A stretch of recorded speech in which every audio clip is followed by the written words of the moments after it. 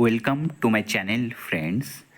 তো তোমরা হয়তো কালকের লিস্টিং নিয়ে মানে বাজাজ হাউজিং ফাইন্যান্সের আইপিও লিস্টিং নিয়ে খুব চিন্তিত যে লিস্টিংয়ে তোমরা কি করবে, বাই করবে নাকি সেল করবে নাকি হোল্ড করবে, কোনটা নিয়ে কি করবে। তো এই ভিডিওতে যদি তোমরা ভেবে থাকো যে কি করবে, তাহলে আর যদি তোমরা এই ভিডিওটা দেখছো মানে তোমরা একদম সঠিক ভিডিও দেখছো। এই ভিডিও দেখার পরে তোমাদের আশা করি কোনো কনফিউশন থাকবে না, একদম পয়েন্ট টু পয়েন্ট আলোচনা করব যে কি করা উচিত। আমরা সম্পূর্ণ ভ্যালুয়েশন দেখব, আর কোম্পানি কি করে, কতটা ভ্যালুয়েশন, কি রিস্ক থাকতে পারে, সব কিছু দেখব। আশা করি এই ভিডিওটি দেখার পরে তোমার আর কোনো কনফিউশন থাকবে না। তো ভিডিওটি লাস্ট পর্যন্ত দেখবে, আর যদি ভালো লাগে তাহলে চ্যানেলটি অবশ্যই সাবস্ক্রাইব করবে, কারণ এটা জাস্ট শুরু। তো চলো আজকে তোমাদের সামনে মার্কেট দিয়ে শুরু করি। এই যে নিফটি 50-র চার্ট দেখছো তোমাদের সামনে, তোমরা বলো যে এই যে চার্ট দেখছো, নিফটি যে এখন অল টাইম হাইতে রয়েছে, এর মধ্যে তোমরা কতবার শুনেছো যে মার্কেট ডাউন যাবে, মার্কেট ডাউন যাবে। আমি তো সেই নিফটি যখন 15,000 থেকে শুনছি যে নিফটি কালকে পড়বে, নিফটি কালকে পড়বে, মার্কেট ক্র্যাশ করবে, মার্কেট ক্র্যাশ করবে।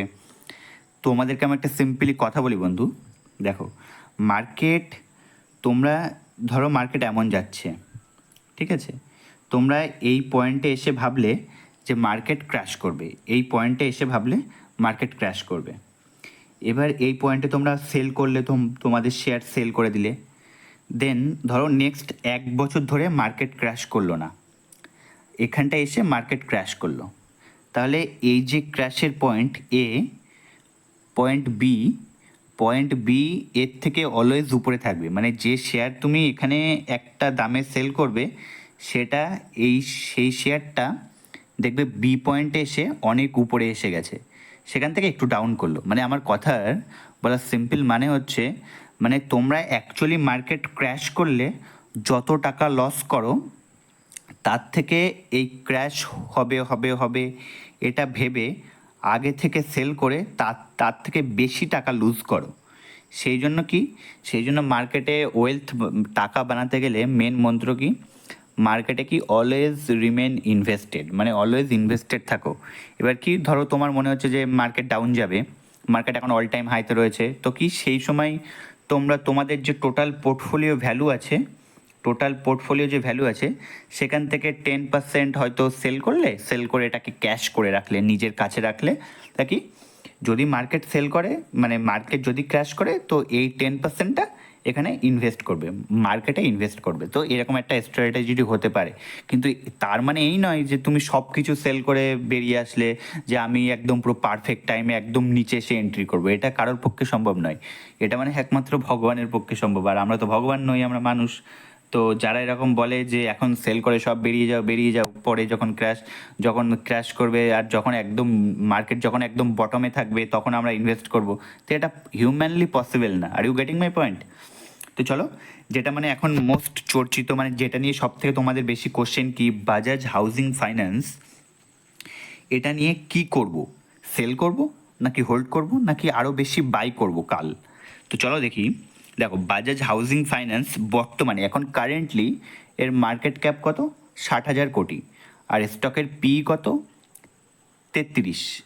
তো দেখো কাল মানে যখন বাজারে লিস্ট হবে, এটা কি, এটা এখনকার মানে আজকের রাতের, এটা যখন এটা কাল বাজারে লিস্ট হবে, তো এই 60,000 কোটিটা সিম্পলি মানে দেখছো জিএমপি কত, জিএমপি 100%, মানে কাল লিস্ট হলে এটা কি 100% উপরে যাবে, মানে টাকা ডবল হয়ে যাবে। তো যদি টাকা ডবল হয় মানে কি, এর মার্কেট ক্যাপও ডবল হয়ে যাবে, মানে কি এক 1,20,000 কোটির কাছাকাছি যাবে, মানে এর ডবল হয়ে যাবে। তো 1 লাখের উপরে মার্কেট ক্যাপ যাবে একদম ইজিলি। আর এই যে তোমরা পি দেখছো 33, এই যে এটা দেখছো, এটাও ডবল হয়ে যাবে, মানে কি 70 থেকে 75-এর কাছাকাছি এর পি যাবে। এবার কেন এটা এত বেশি এ, দেখো, আর তোমাদেরকে আমি আরেকটা বলি, এ দেখো এর ডেট টু ইকুইটি দেখো 4, মানে 5-এর কাছাকাছি। আর এর ইন্ডাস্ট্রি, মানে যে ইন্ডাস্ট্রিতে বাজাজ হাউজিং ফাইন্যান্স কাজ করে, মানে এতে রয়েছে যেমন এলআইসি হাউজিং ফাইন্যান্স, দেন অ্যাপটাস হাউজিং ফাইন্যান্স, এইসবের যে ইন্ডাস্ট্রি রয়েছে এর ইন্ডাস্ট্রির ভ্যালুয়েশন কত 22, কিন্তু কালকে যখন লিস্টিং হবে এর ভ্যালুয়েশন কত হবে 70 থেকে 75, মানে বুঝতেই পারছো কত বেশি হবে। আর এখানে এর এর ডেট টু ইকুইটি রেশিও দেখো 5। এবার সিম্পলি তোমাদেরকে একটা এখানে কথা বলি যে এই 5 যে ডেট টু ইকুইটি রেশিও দেখবে অনেকে, তখন এটা দেখেই বলবে যে এটা খারাপ কোম্পানি, এখানটা ইনভেস্ট করা উচিত নয়। এখানে সিম্পলি একটা কথা তো তোমাদেরকে আমি যদি বোঝাই, তাহলে দেখো যখন বাউন্সার বল আসবে তখন তোমাকে আপার কাট মারতে হবে বা বাউন্সারের যে শট সেই শট খেলতে হবে। যখন ইয়ারকার বল আসবে তখন তোমাকে হেলিকপ্টার শট বা ইয়ারকারের যে শট সেটা খেলতে হবে। সাপোজ তোমার বল আসলে ইয়ারকার, তুমি বাউন্সারের শট খেলছো আপার কাট, তাহলে তো সেই বোল্ড হয়েই যাবে সিম্পলি, তাই না? 3টে উইকেট উড়ে যাবে, স্টাম্প উড়ে যাবে। তো এই যে হাউজিং ফাইন্যান্স কোম্পানি, এগুলো তো ডেট বেশি থাকবেই। তার কারণ কি? কারণ সিম্পল, এর কাজ কি? এর কাজই হচ্ছে টাকা তোলা, তাই না? টাকা তুলে মানে 5% ইন্টারেস্টে, সাপোজ এক্সাম্পল 5% ইন্টারেস্টে টাকা তোলা। আর তোমাকে যখন হোম লোন দেবে, কারণ বাজাজ হাউজিং ফাইন্যান্স বুঝতেই পারছো নাম শুনে, একটা হোম লোন দেয়, মানে তোমরা যে হোম লোন নাও সেই দেয়। তো তোমাকে এই যে 5% ইন্টারেস্টে এ নিজে তুলবে টাকা, আর তোমাকে কততে দেবে? ধরো 12 to 13% ইন্টারেস্টে দিল তোমাকে। এই যে নিজে তুলছে কত? নিজে তুলছে 5% ইন্টারেস্টে, তোমাকে দিচ্ছে 12% ইন্টারেস্টে, মাঝখানে দিয়ে 7-8% থাকছে। এটাকে বলা হয় NIM, মানে কি? Net interest margin. এই যে মার্জিনটা থাকছে এটা এর প্রফিট। তো এর কাজটাই হচ্ছে ডেট নিয়ে, সেই জন্য তুমি যত কোম্পানি আছে এগুলো দেখবে এর ডেট টু ইকুইটি কি অলওয়েজ হায়ার সাইডে থাকে, সব একের বেশি থাকবেই। তো বুঝতে পারলে এবার এবার আরেকটা পয়েন্ট দেখো, এখানে এখানে এর ইন্ডাস্ট্রি পি কত 22। আর আমরা কালকে যখন লিস্টিং হবে তখন দেখব কত বাজাজ ফাইন্যান্সের 72 to 75। তার কারণ কেন? তার কারণ যদি আমি তোমাদেরকে সিম্পলি বলি, তার কারণ দেখো, বুঝতেই পারছো এখন বর্তমানে লিস্ট না হয়েও দেখো এটা এটা পি চার্ট, এটা পি চার্ট, পি দেখো এবার বাজাজ ফাইন্যান্সের, ওয়েট, বাজাজ ফাইন্যান্সের সব থেকে বেশি দেখো, বাজাজ ফাইন্যান্সে দেখতে পাচ্ছ সব থেকে বেশি পি। তার কারণ কি? দেখো তার কারণ হচ্ছে এটা, লাস্ট 3 বছরে, দেখো লাস্ট 3 বছরে বাজাজ ফাইন্যান্সের সেল গ্রোথ দেখো সব থেকে বেশি। এই যে কলামটা দেখছো এই কলামটা হচ্ছে সেল গ্রোথ দেখো 34%, হুডকোর 2%, LICর 11, PNBর তো মাইনাসে, আদার হাউজিং ফাইন্যান্সের 17, মানে সব থেকে বেশি কার? বাজাজ হাউজিং ফাইন্যান্স, মানে এটা সেলের গ্রোথ। দেন লাস্ট 3 বছরে বাজাজ ফাইন্যান্সের প্রফিট গ্রোথ দেখো, এটা এটা দেখছো এই যে বক্সটা, এটা হলো কি প্রফিট গ্রোথ। লাস্ট 3 বছরে দেখো 56% বাজাজ ফাইন্যান্সের। আর সবার দেখো 30, 31, 18, 20, মানে এমন এর কি 56%। সেই জন্যই কি, আর যেহেতু বাজাজ ফাইন্যান্স এত বড় ভালো গ্রুপ আর এর profit growth plus sale growth তুমি দেখছো সব থেকে বেশি, সেই জন্য ভ্যালুয়েশনও মানে পি সব থেকে বেশি থাকা দরকার।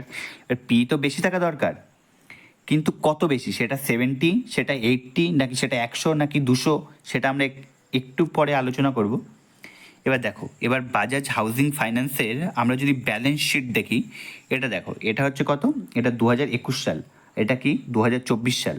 এবার দেখো 2021 সালে প্রফিট ছিল কত? 453 কোটি টাকা। সেখান থেকে কত হয়েছে 2024 সালে? 1731 কোটি টাকা। মানে কি লাস্ট 3 বছরে প্রফিট 4 গুণ হয়েছে, 4x হয়েছে প্রফিট।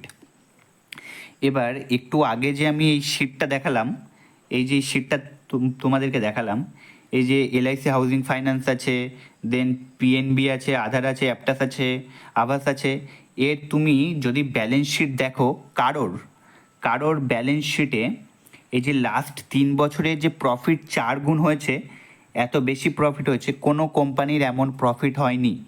সেই জন্যই কি বাজাজ হাউজিং ফাইন্যান্স এত বেশি পিতে লিস্ট হচ্ছে। আরেকটা পয়েন্ট যদি আমি বলি, বাজাজ হাউজিং ফাইন্যান্সের ক্রেডিট রেটিং মানে ক্রেসিল যে ক্রেডিট রেটিং দেয় সেটা কি ট্রিপল এ, মানে সব থেকে বেশি, মানে সব থেকে ভালো, ঠিক আছে, সেটার রেটিং এর দেয়া, মানে কি এ সবার থেকে একটু হলেও কম ইন্টারেস্টে টাকা তুলতে পারবে, মানে কি এর প্রফিট মার্জিনও তাহলে ভালো হবে, মানে বুঝতে পারছো কোম্পানিতে ভরে ভরে পজিটিভ আছে।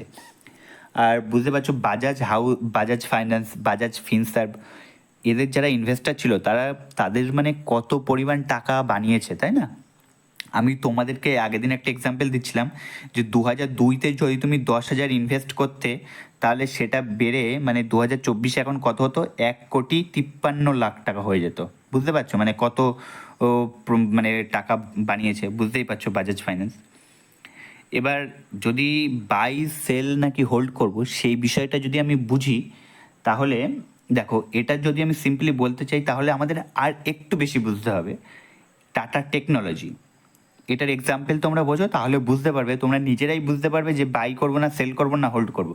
টাটা টেকনোলজি, দেখো টাটা টেকনোলজি যখন শুরুতে এসেছিলো তখন তার এর দাম কত ছিল, 500 টাকা যখন এসেছিলো একদম আইপিও প্রাইস।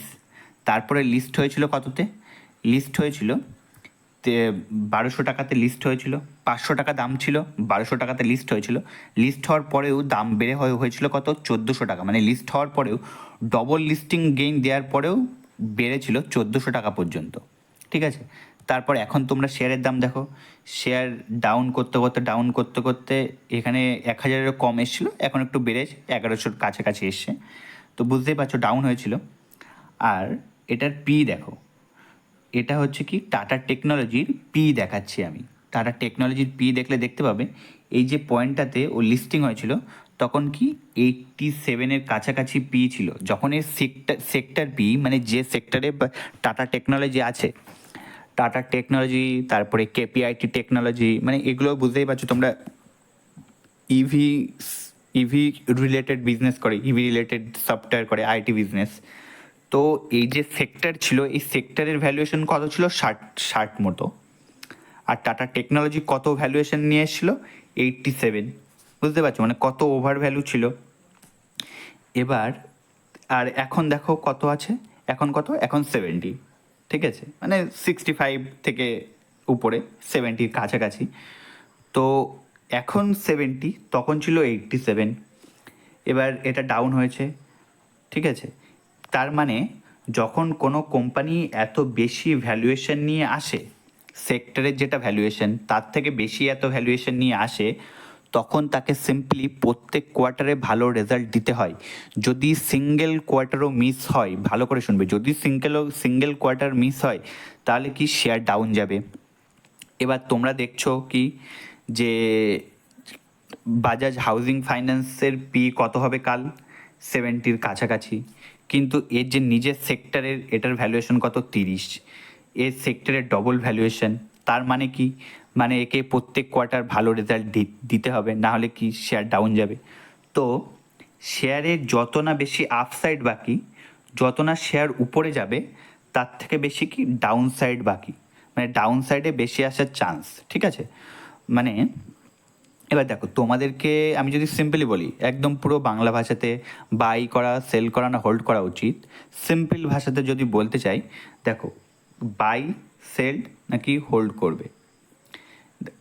বাই করার জন্য যারা আছো, মানে আমি সিম্পলি আমি হলে কি করতাম সেটাই তো তোমাদেরকে বলছি। যদি কাল আমি যদি শেয়ার একটাও আমার অ্যালটেড না হতো, আমি যদি শেয়ার আমার কাছে ধরো একটাও নেই, তাহলে আমি কাল বাই করতাম না সিম্পলি। তার কারণ কি, ভ্যালুয়েশন এত বেশি, ঠিক আছে।